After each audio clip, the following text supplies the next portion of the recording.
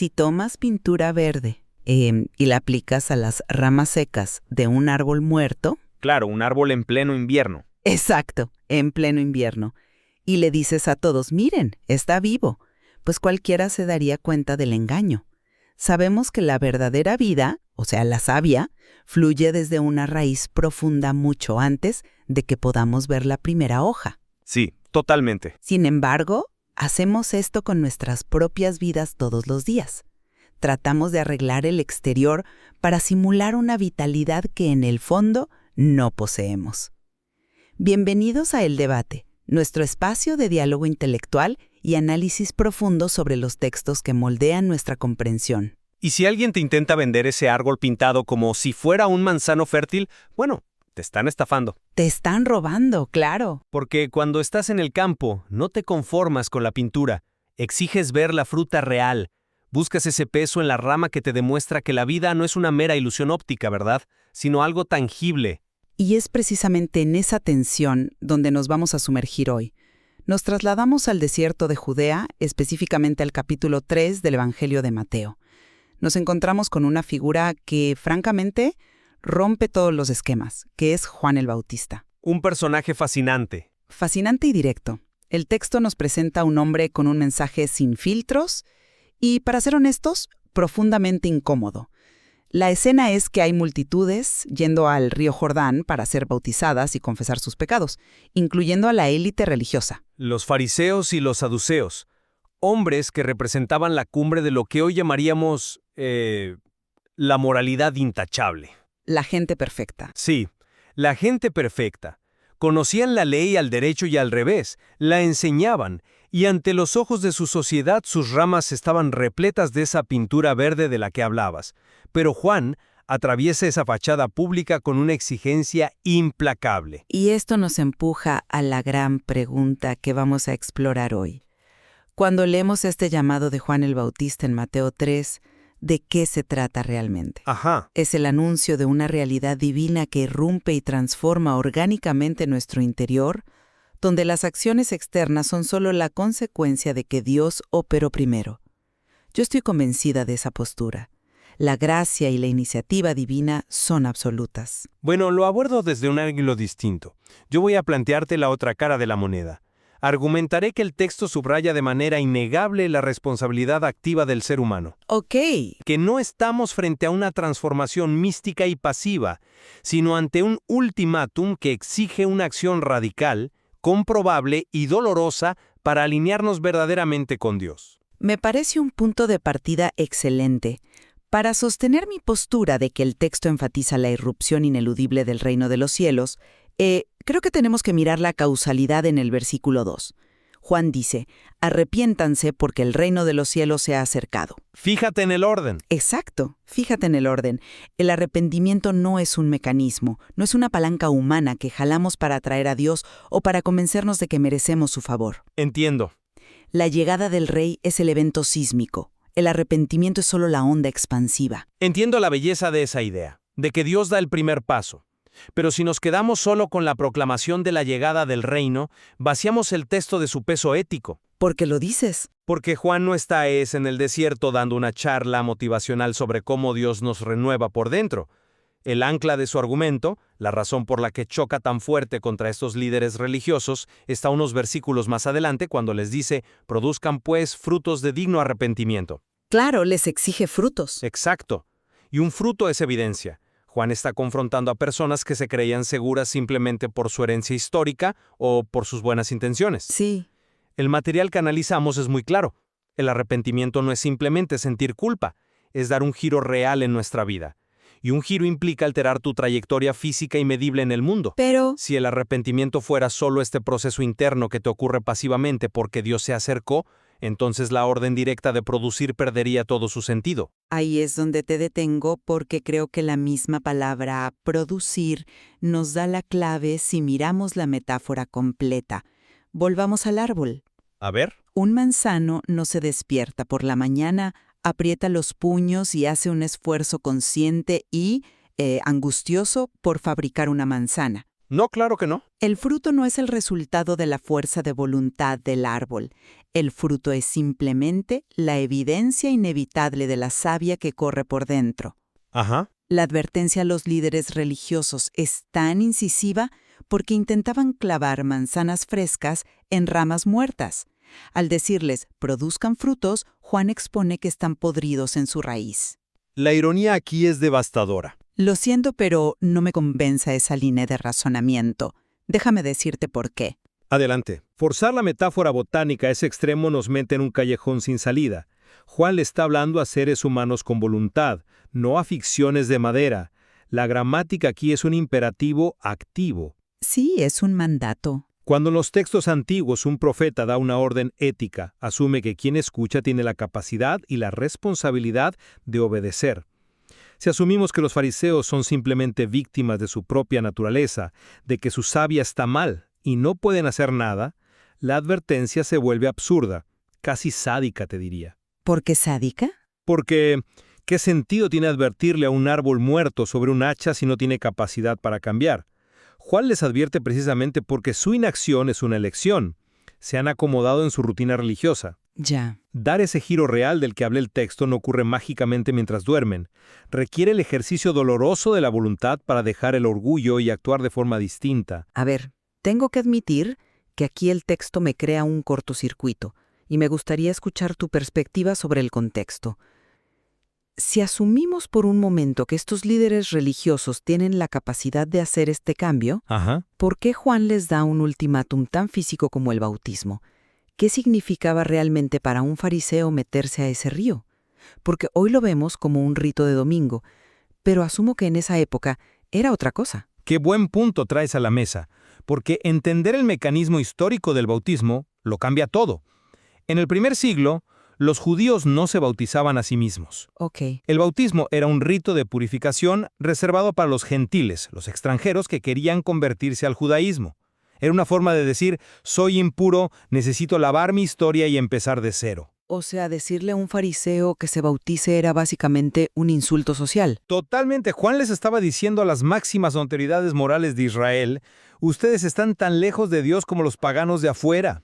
¡Wow! Necesitan empezar de cero. Imagínate el nivel de vulnerabilidad, de pérdida de estatus social que implicaba para un fariseo meterse al Jordán frente a todo el mundo. Eso no es un sentimiento interno invisible, es una humillación pública voluntaria y activa. Es un costo altísimo. Por eso insisto en que el llamado de Juan demanda decisiones concretas que te cuestan algo en la vida real. La honestidad brutal de la que habla el texto requiere que te quites la máscara en público. Entiendo perfectamente la radicalidad de esa acción humana, de ese costo social. Pero fíjate cómo Juan mismo, en medio de este escenario tan físico, se encarga de minimizar su propia labor para engrandecer lo que hace Dios. ¿A qué te refieres? Llegamos al versículo 11, y Juan suelta esta bomba.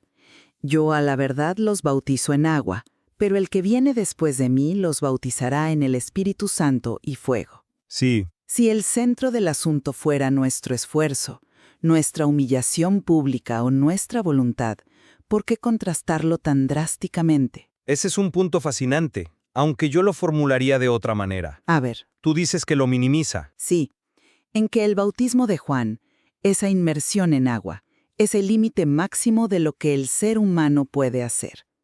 Es externo, te mojas, haces el rito público, te humillas socialmente. Pero el agua no cambia tu naturaleza. Cierto. Juan dice, yo llego hasta aquí, pero el que viene trae algo infinitamente superior. El espíritu y fuego no es algo que tú produces con tu voluntad, es algo a lo que eres sometido. El espíritu regenera desde adentro, el fuego quema las impurezas que el agua jamás podría alcanzar.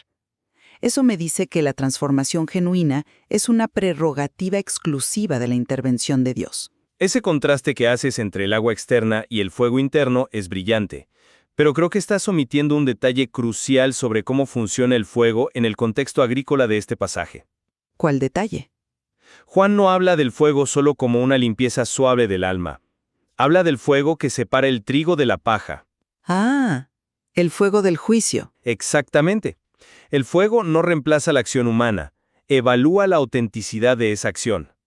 Lo que Cristo trae es un estándar de obediencia tan absoluto que incinera cualquier intento de vivir de apariencias. Entiendo. La paja se quema precisamente porque carece de sustancia, porque está vacía por dentro, aunque por fuera parezca trigo. Por lo tanto, la promesa del Espíritu y fuego no es una invitación a sentarse y decir, bueno, que el Espíritu me transforme mientras yo no hago nada. Claro, no es pasividad total. Es la máxima advertencia de que a Dios no se le puede engañar con pintura verde. Exige una rendición real, profunda, que inevitablemente se tiene que manifestar empíricamente. Esa idea del fuego probando lo que es real me lleva inexorablemente al clímax del pasaje. Porque si hablamos de alguien cuya vida entera es trigo puro, sin un gramo de paja, tenemos que hablar de lo que ocurre en los versículos siguientes. Jesús mismo llega al Jordán. Así es. Nuestro material de análisis hace una observación teológica vital aquí. Jesús no llega porque necesitaba arrepentirse. Él es el único árbol vivo, sin ninguna raíz podrida. Sin pecado, totalmente puro. Exacto. Y eso me lleva a otra pregunta que siempre me ha volado la cabeza. Si Jesús no tenía que arrepentirse de nada, si no tenía que purificarse de nada, ¿por qué molestarse en bajar al río y mojarse? Es la gran paradoja. ¿No es eso hacer teatro? ¿Por qué participe en un rito diseñado para pecadores en quiebra? Bueno, ¿cómo lo resuelves tú desde tu perspectiva de la gracia? Yo lo veo como el acto supremo de representación. Jesús entra al agua no por sus propios pecados, sino para identificarse plenamente con la humanidad caída. Ocupa el lugar del ser humano que no puede salvarse a sí mismo. Una sustitución. Sí, cumple con la justicia que nosotros somos incapaces de alcanzar. Pero lo más impactante ocurre al salir del agua. Los cielos se abren, el Espíritu desciende y se escucha la voz del Padre. Este es mi Hijo amado, en quien tengo complacencia. Una de las declaraciones más profundas de todo el texto. Totalmente. Y fíjate en el momento en que ocurre. Esta declaración de amor y validación sucede antes de que Jesús haga su primer milagro, antes de predicar su primer sermón, antes de resistir la tentación en el desierto. La identidad otorgada por Dios y la complacencia del Padre preceden absolutamente a cualquier obra visible. Esto destruye la idea de que necesitamos acumular buenas acciones morales para que Dios nos acepte. ¿Tú crees? Claro. El verdadero arrepentimiento nace cuando entiendes esta realidad, que la aceptación de Dios viene primero, gracias a lo que hizo nuestro representante, no por nuestro propio currículum moral. Es innegable el poder de esa representación. Que el Padre apruebe al Hijo antes de su labor pública es un ancla espectacular para la identidad. Pero te devuelvo la moneda. No podemos ignorar el hecho empírico de lo que Jesús hizo en esa escena. A ver, acepto que la voz del cielo es gracia pura. Pero Jesús no se quedó meditando sobre su identidad divina en la orilla del río, digamos, en abstracto. No se quedó en su taller en Nazaret enviando buenas vibras espirituales. Él viajó, descendió al agua y se sometió públicamente al ritual. Pero lo hizo por nosotros, no porque lo necesitara. Claro, lo hizo como representante. Pero el método que eligió como representante importa. Encarnó la obediencia en una acción tangible y observable. Si la fe genuina fuera solo un estado interno y pasivo, bastaría con la disposición del corazón. Entiendo. Pero al someterse al proceso en el Jordán, Jesús valida mi punto central. La verdadera disposición del corazón requiere la molestia de la acción física en el mundo real. Vivir la fe en lugar de solo pensarla. Exactamente. El material nos recuerda que no se trata de parecer espirituales, sino de vivir una fe verdadera. Jesús modela que la fe no es una idea invisible, es una vida que se desplaza, que se moja en el río de la obediencia pública. Ya veré tu punto. Piénsalo así. Si el representante perfecto de la humanidad, el Hijo de Dios sin pecado, consideró que era indispensable realizar una acción observable de sometimiento, ¿cuánto más nosotros, que sí tenemos una naturaleza quebrada, necesitamos demostrar nuestro cambio de dirección con pasos reales y tangibles? No basta con decir, el Espíritu me renovó. Tienes que dar el paso visible. Entiendo perfectamente hacia dónde apuntas, y no niego que la fe se encarna. De hecho, que Dios se haya hecho hombre en Cristo es la prueba definitiva de que la materia y las acciones en este mundo importan. De acuerdo. Pero regresando a la atención de Mateo 3, La razón por la que soy tan cautelosa con poner el peso en nuestra acción observable es porque los seres humanos somos expertos en imitar el fruto sin poseer la raíz. Los fariseos son el ejemplo perfecto de eso. Exacto. Piénsalo. Esos fariseos que Juan rechazó estaban ahí, en el río. Ellos también viajaron. Ellos también se iban a mojar. Estaban haciendo exactamente la acción concreta y medible que tú demandas. ¿Sí? Y sin embargo, Juan les dice generación de víboras. ¿Por qué los rechaza si estaban haciendo lo correcto externamente? Los rechaza porque ese sometimiento externo no fluía de una bancarrota real. Para ellos, el bautismo era simplemente agregar otra capa de pintura verde a su árbol muerto. Buscaban el ritual, no el arrepentimiento. Y es por eso que el texto nos arrincona a admitir que nuestra esperanza no puede depender de nuestra propia capacidad para sostener un giro moral. Nuestra voluntad está viciada. Nuestra esperanza radica en la obra de ese Espíritu Santo que descendió sobre Jesús. Como señala nuestra fuente, cuando dejas que la verdad de Dios te examine, algo comienza a renovarse desde adentro. Claro. La dirección siempre es de adentro hacia afuera. Transferir la confianza de nuestro propio esfuerzo hacia la gracia del Rey es lo único que nos libera de la carga insoportable de intentar ser perfectos. Solo Él resucita lo que está muerto. Me parece una reflexión hermosa sobre la gracia, pero siento que asumes que la advertencia de Juan hacia los fariseos invalida el esfuerzo humano en general. Y yo creo que lo que invalida es el esfuerzo hipócrita. A ver. Juan no rechaza a los fariseos porque sus acciones no importen. Los rechaza porque sus acciones previas en la sociedad, su opresión, su arrogancia de lunes a sábado, contradecían por completo el rito dominical que querían hacer en el Jordán. Su vida desmentía su rito. Exactamente. Su vida pública anulaba su bautismo público. Y aquí es donde el texto no nos permite escondernos detrás de la gracia barata. No podemos decir, es que Dios está trabajando en mi interior mientras nuestra vida externa sigue causando daño, sigue siendo egoísta, sigue intacta. Sí, es un peligro. Esa es la trampa de un misticismo que te deja en la zona de confort. Nuestro material de estudio es muy directo al decir que este llamado nos exige transformar actitudes, decisiones y nuestra manera de vivir. Decisiones que cuestan. Una decisión no es una emoción. Es dar un paso real en el momento presente.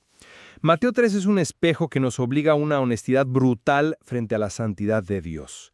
Preparar el camino para el Rey no es sentarse pasivamente a esperar que el Espíritu reorganice nuestra psicología. Totalmente. Es tomar decisiones incómodas hoy. Es abandonar un pecado específico hoy. Es tratar a tu prójimo con justicia hoy. Sí, necesitamos que Dios examine nuestra raíz, estamos de acuerdo en eso, pero nosotros somos los que tenemos que caminar fuera de nuestra comodidad, tomando a Jesús en el agua como nuestro modelo supremo de obediencia activa. Me encanta cómo has aterrizado esto en la vida real. Y creo que, al llegar al final de este recorrido, es evidente que ambos encontramos en el capítulo 3 de Mateo un mazo que destruye implacablemente la religión de apariencias. Así es. Esa rutina donde nos vemos muy pulcros por fuera, pero por dentro estamos vacíos. Estamos totalmente de acuerdo en que el mensaje de Juan el Bautista no tolera usar el nombre de Dios, ni los ritos, como un escudo para evitar que nuestra vida sea expuesta a la luz. Sin duda alguna, el desierto de Judea no es lugar para máscaras. Y aunque seguimos difiriendo en dónde recae el peso mayor, Sí. si en la inmensidad de la soberanía divina que nos renueva, o en el rigor de nuestra responsabilidad activa frente a esa gracia, ambos coincidimos en que la complejidad de este pasaje no nos permite elegir una y descartar la otra. Exactamente. No podemos mutilar el texto para justificar una fe pasiva, pero tampoco podemos reducirlo a un manual de reglas morales sin el poder del Espíritu. Hay que mantener esa tensión viva. Y es precisamente en esa tensión donde la lectura de estos textos se vuelve transformadora. Nos obliga a mirar debajo de la superficie de lo que creemos ser. Totalmente de acuerdo. Así que, mientras cerramos nuestro diálogo de hoy, te invito a pensar en ese árbol del que hablábamos al principio.